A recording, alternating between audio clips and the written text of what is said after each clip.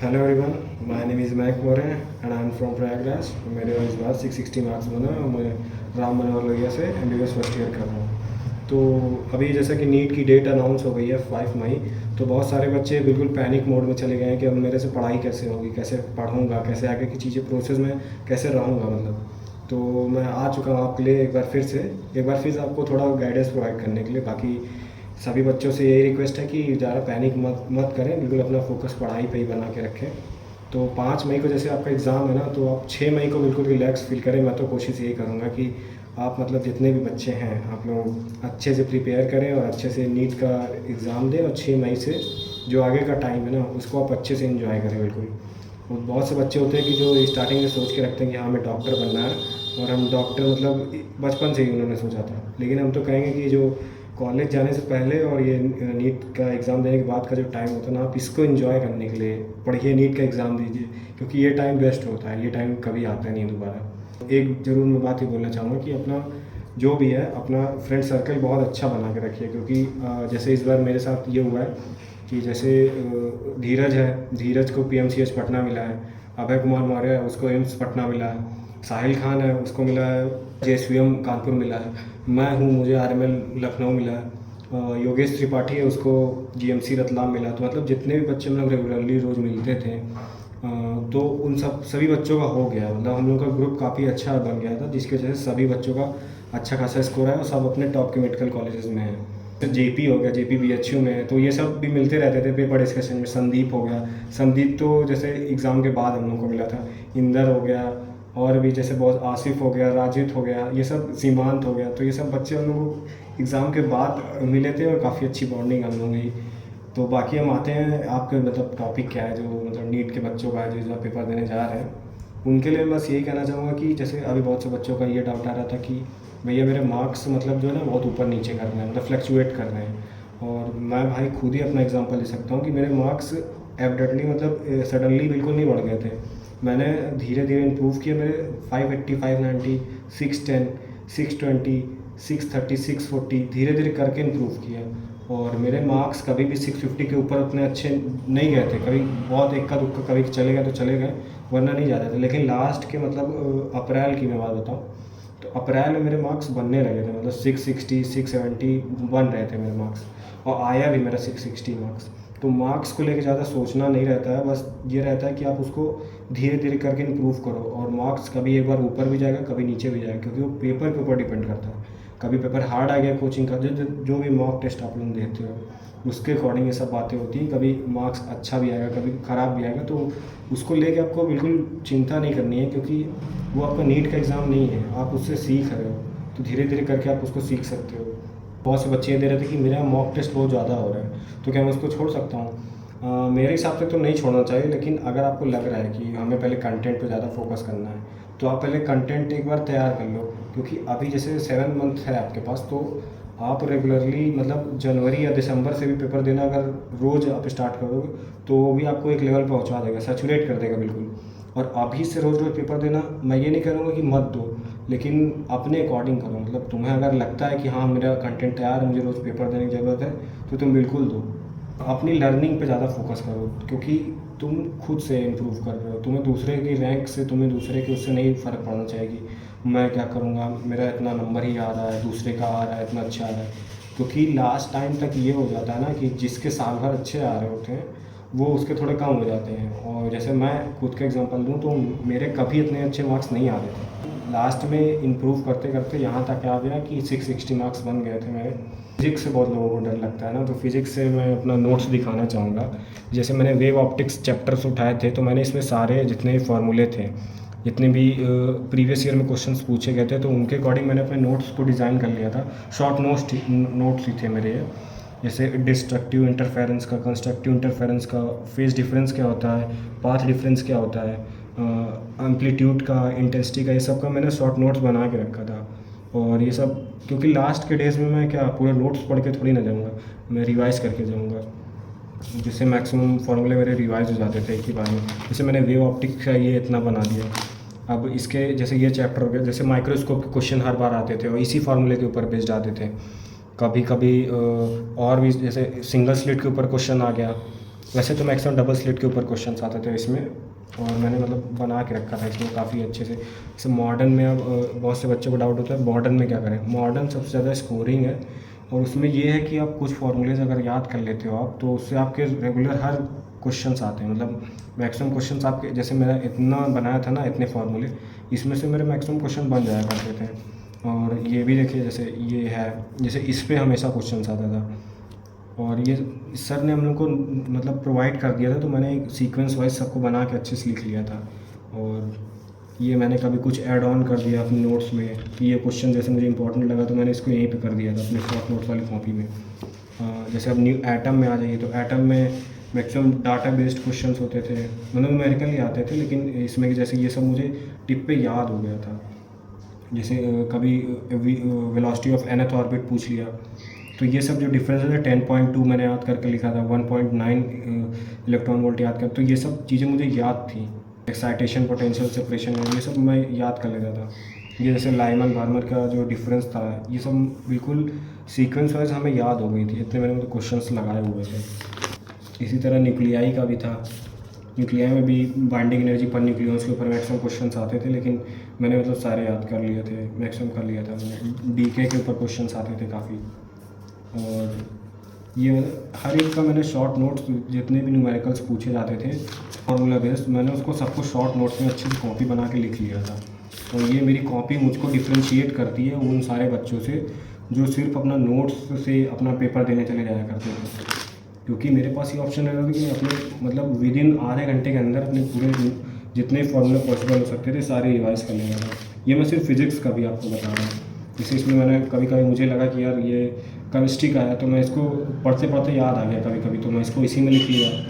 ये मतलब लास्ट में हो गया था ना कि मेरे पास केमिस्ट्री का कॉपी फिल हो गई थी, तो मैंने इसको फिज़िक्स में ही कर दिया, फिज़िक्स के शॉर्ट नोट्स में कर दिया था। इसमें मैंने मतलब शॉर्ट नोट्स, मतलब आप अपने नोट्स सामने रखे, उसमें से लग रहा है कि आपको ये हो सकता है, ये पॉसिबल हो सकता है, इसमें से ये आ सकता है। तो जैसे ये लास्ट के दिनों में ग्राफ वाले क्वेश्चंस मैंने बहुत लगाए थे, एसी से मेरे क्वेश्चंस गलत हो रहे थे, तो मैंने उसको दोबारा से रिव्यू किया था। तो ये जैसे फिज़िक्स का हो गया, फिज़िक्स के मैंने शॉर्ट नोट्स ये बनाए थे ना, इस तरह जैसे बेसिक टूल्स के मैंने इतने लगाए थे, सब लिखे हुए थे। तो यही सब चीज़ें मुझे दूसरों से अलग बनाती थी कि मतलब मेरे फिज़िक्स में 165 मार्क्स बन गए। और इसी तरह जैसे मैंने आपको फिज़िक्स का बताया ना, फिज़िक्स में ये होता है कि एक बार आप कंटेंट अगर आप होल्ड कर लेंगे ना, तो जो जिसको आप सबसे कम टाइम दोगे रिवीजन के लिए ना, वो फिज़िक्स ही होगा। और बाकी जैसे फिज़िक्स का ये हो गया, अब आते हैं फिजिकल केमिस्ट्री में आते हैं। फिजिकल केमिस्ट्री के मैंने शॉर्ट नोट्स बनाए थे। जैसे ये केमिकल काइनेटिक्स का हो गया, ये इलेक्ट्रोकेमिस्ट्री का हो गया, हर एक चैप्टर पे मैंने शॉर्ट नोट्स बनाए हुए थे, तो मेरे को काफ़ी हेल्प किया लास्ट में। केमिकल इक्विलिब्रियम के क्वेश्चन हो गए, तो ये इतने फार्मूले थे कि ये सब अगर मैंने एक बार देख लिए ना, तो मेरे क्वेश्चंस लग जाते थे मैक्सिमम। और सॉलिड स्टेट हो गया, पैकिंग एफिशिएंसी के ऊपर क्वेश्चंस आते थे काफ़ी सॉलिड स्टेट के। AB टाइप के सॉलिड्स के ऊपर काफ़ी क्वेश्चंस आया करते थे। तो ये सब क्वेश्चंस मतलब सॉल्यूशंस के ऊपर काफ़ी क्वेश्चन आए। हर एक चैप्टर के मेरे पास शॉर्ट नोट्स था, और ये सब मैंने कहीं से छापे नहीं थे कि इकट्ठा, जैसे आपका टेलीग्राम पे अवेलेबल होता है कि किसी अच्छे स्टूडेंट या अच्छे मॉड्यूल के ऊपर सब लिखा होता है। लेकिन मैंने क्या किया, मैंने टीचर के नोट्स सामने रखे, अपने अकॉर्डिंग जो प्रीवियस ईयर में आए हुए हैं उसको उठाया, उसको साथ में बनाते हुए लेके आया कि ये हाँ ये इंपॉर्टेंट है, ये क्वेश्चंस आए। थर्मोडायनेमिक्स के मैंने बनाए हुए थे इस तरह, और CP माइनस CR के ऊपर बहुत सारे क्वेश्चन। थर्मोडायनेमिक्स हो गया और मॉडर्न फिजिक्स हो गया, ये सब जो कॉमन टॉपिक है ना, ये सब एक बार स्ट्रॉन्ग कर लो अपने से, दोनों में से पढ़ने की ज़रूरत नहीं पड़ेगी आपको, आप इसको आराम से अवॉइड कर सकते हो। कोऑर्डिनेशन, कंपाउंड कोऑर्डिनेशन बहुत इंपॉर्टेंट चैप्टर है, और इसके जो NCERT के एग्जाम्पल है ना, मैंने वही कर लिए थे, उसी में से मेरे क्वेश्चन बन गए। और बाकी आप देख सकते हैं कि इसमें मतलब हर एक चीज़ के मैंने शॉर्ट नोट्स बना के रखे थे। मैं रिवीजन जो करता था ना, मैं अपनी शॉर्ट कॉपी से ही करता था। जैसे ये फिज़िक्स की हो गई, ये केमिस्ट्री की हो गई। अब ऑर्गेनिक की आपको दिखाता हूँ, ये मेरी केमिस्ट्री की ऑर्गेनिक की थी। तो जैसे मैंने इसमें हेलो एल्केन से स्टार्ट किया, तो मैंने इसमें अपने नोट्स में से जो जो इंपॉर्टेंट पॉइंट्स थे या इंपॉर्टेंट रिएक्शन थी, उसको सिंपलाइज करके बिल्कुल एक कॉपी में लिख लिया कि ये पूछा जा सकता है, ये मतलब हाईलाइटेड पॉइंट है। तो ये सब मैंने खुद से अल्कोहल के शॉर्ट नोट्स बनाए थे, मतलब 3-3 पेज में मैंने सब ख़त्म कर दिया था। जैसे रिएजेंट्स कितने पॉसिबल हैं, बहुत जैसे एलन की किताब में दिया हुआ था, लेकिन मैंने वहाँ से नहीं लिखा, मैंने अपने नोट्स उठाए, उसको धीरे धीरे करके ऐड ऑन करते अपने, जैसे HVZ, फेनिज़ारो, एल्डोल, हाइड्रोफॉर्म, ये सब को खुद से मैंने लिखा था, मैंने कहीं से छापा नहीं था। फिनॉल हो गया, ये हर एक चैप्टर के मेरे पास शॉर्ट नोट्स थे, क्योंकि आप पढ़ के तो शॉर्ट नोट्स ही जाओगे ना, आप नोट्स थोड़ी ना रिवाइज करके चले जाओगे। लास्ट के 1 महीने में आपको सिलेबस कितनी बार रिवाइज करना पड़ जाए तो आपको भी नहीं पता होता। बाकी ये सब हमने नोट्स बहुत सीक्वेंस से बनाए थे, तो हमको पता है कि ये सब कैसे आएगा। और अल्कलाइन हाइड्रोलिसिस ये सब मैंने बनाए हुए थे खुद से नोट्स। कुछ कन्वर्जन्स जो इंपॉर्टेंट थे, जो NCERT में लगे हैं, कुछ टीचर्स ने बता दिए, तो वो भी सब हमने उसकी प्रैक्टिस बहुत बार की थी। अमाइंस चैप्टर्स के मैंने शॉर्ट नोट्स बनाए थे। और ये जो छोटे छोटे चैप्टर्स होते हैं ना, एनवायरमेंटल केमिस्ट्री एवरीडे लाइफ और पॉलीमर के क्वेश्चन तो मेरे सही हो गए। मेरा गलत कहाँ से हुआ, केमिस्ट्री एवरीडे लाइफ वेरियम वाला। अब सोचो वेरनॉल वाला जो क्वेश्चन था, उसके लिए प्रैक्टिस करने के लिए उसको गलत हो गया, तो मैं उसको क्या ही करूँ, क्योंकि क्या आ जाएगा पेपर में आपको भी नहीं पता। मैंने इतने शॉर्ट नोट्स बनाए, ईथर, अल्कोहल, ये सब में मेहनत करता है, गलत कहाँ से हो गया मेरे क्वेश्चन केमिस्ट्री एवरीडे लाइफ से। तो आपको पता नहीं हो सकता कि ना कहाँ से क्वेश्चन आए, कैसे गलत हो जाएगा। बाकी आप ये एडिशंस रिएक्शन, मैंने इतनी बार रिएक्शन खुद ही कॉपी में लिख ली, मेरे शॉर्ट नोट्स ही है, इतनी बार लिख ली थी कि हमको टिप पे हो गई थी, इतना याद हो गया था मुझे फाइनली। और ये वैसे केमिस्ट्री का हो गया। अब मैं आपको मतलब बायो का शॉर्ट नोट दिखाता हूँ। बायो में भी मैं क्या करता था, कभी कभी जैसे मैंने बायोटेक्नोलॉजी पढ़ा, बायोटेक्नोलॉजी में मैंने नोट्स सामने रखे, फिर मैं अपने से देखा कि मैं क्या क्या इसमें से याद रख सकता हूँ, जैसे एम्फिसिलिन, टेट्रासाइक्लिन, ये सब जो हुआ ना, ये सब मैंने प्रोब हो गया, इकोलाई की 8 रिस्ट्रिक्शन साइट्स होती हैं, ये सब मैं खुद से लिख लिया। Cry first AB, corn borer, ये सब मतलब अपने खुद से ट्रिक्स बनाया है। दूसरों पे मतलब मैं नहीं डिपेंड होता था कि ज़्यादा वो यूट्यूब पे ये बताया जा रहा है, यूट्यूब पे बताया जा रहा है। भाई देखो, खुद से नोट्स बनाओगे ना तो उसका अलग एडवांटेज रहेगा।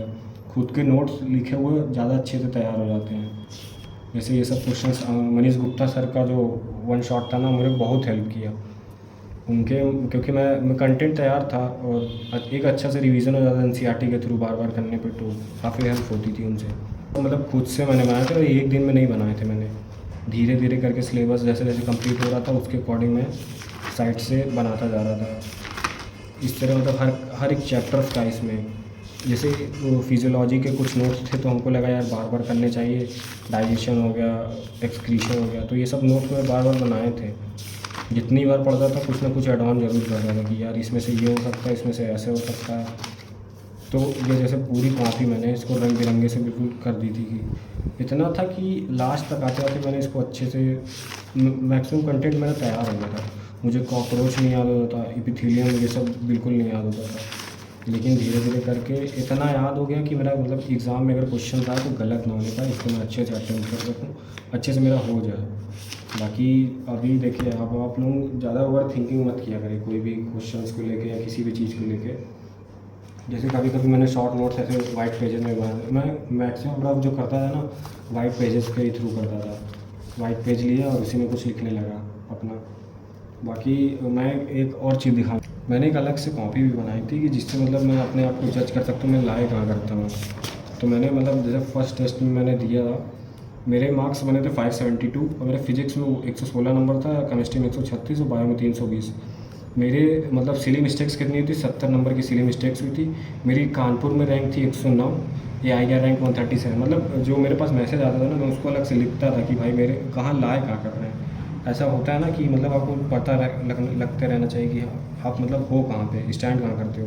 तो मैं हर एक टेस्ट का लिखता था। मेरे फिजिक्स में 81 मार्क्स बने, सोच लीजिए मतलब 81 से मैं 165 इम्प्रूव किया धीरे धीरे करके, क्योंकि कभी कभी पेपर हार्ड आ जाता तो आप क्या ही करोगे। मतलब ये इंडिविजुअल था बायो का, तो 274 मार्क्स बने, 625 भी बने, मतलब धीरे धीरे करके बनते थे। लेकिन आप लोग तुरंत पैनिक कर जाएगा। तो मैं तो यही कहूँगा कि आप अपना ग्रुप पहले अच्छा बनाओ, ग्रुप ऐसा रखो कि पूरे के पूरे बच्चे सेलेक्ट हो जाए, हम लोग जैसे हम लोग के ग्रुप में सेलेक्ट हो गए। कभी कभी ये होता है ना कि ग्रुप में रहने का, जैसे हमारा किसी दिन ख़राब हुआ ना, तो उनको समझाने वाले 4 बच्चे ज़रूर रहेंगे कि भाई देख पढ़ ले, आज दिन ख़राब है तब भी 2 घंटे ही सही लेकिन पढ़ जरूर। कभी कभी हमारे साथ ऐसा हुआ है कि मतलब दिन ख़राब था ना, तो वहाँ पढ़ने का मन नहीं करता था, नहीं पढ़ा मैंने। उस दिन को छोड़ दिया, लेकिन जैसे दोस्त मिले शाम को किसी भी टाइम मिले तो कहते थे कि यार पढ़ भाई, चाहे 2 घंटा ही पढ़ लेकिन पढ़ जरूर। तो हाँ, ग्रुप का इम्पोर्टेंस यही होता है। बाकी डिप्रेस्ड जो होते हैं ना, ये सब डिप्रेशन वप्रेशन ये सब बातें ठीक है, लेकिन चीज़ को अवॉइड करो, अच्छे से पढ़ो, एंजॉय करके पढ़ो और अच्छे से आप कोई भी टॉप के मेडिकल कॉलेजेस में जाओ, क्योंकि देखो MBBS ही होता है, सिलेक्शन होता है। तो ये डिफरेंस मत रखना कि कोई टॉप कॉलेज में कोई, क्योंकि हम लोगों का भी जैसे अभी मैं हूँ ना, तो हमको बिल्कुल नहीं समझ में आ रहा है कि कैसे पढ़ना है MBBS के कॉलेज में, कैसे क्या करना है। हमारी जो आपकी हालत है ना, उससे शायद अब क्या ही इस पे बात ही मत करिए अभी तो।